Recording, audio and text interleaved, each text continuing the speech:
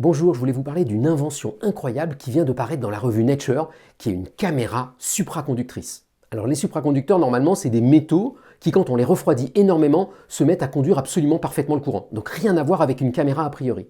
Alors c'est des chercheurs du NIST aux États-Unis qui ont une idée géniale. Ils ont fabriqué une grille supraconductrice. Donc vous prenez des fils supraconducteurs, vous en prenez d'autres comme ça, et vous faites une grille. Et vous réglez cette grille pour que le matériau soit à peine supraconducteur. Vous voyez qu'à la moindre perturbation, il arrête de supraconduire. Alors qu'est-ce qui se passe quand un grain de lumière arrive sur cette grille?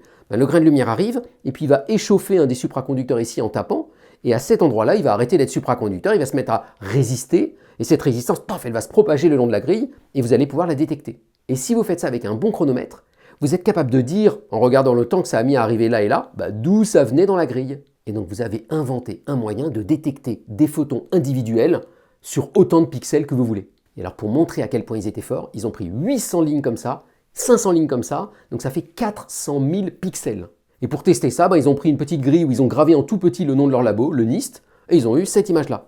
Alors vous allez me dire, mais c'est pas terrible, on pourrait faire ça avec un appareil photo.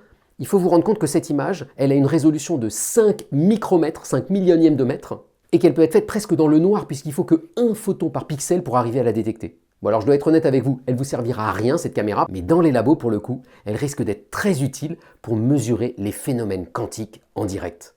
Bonne journée!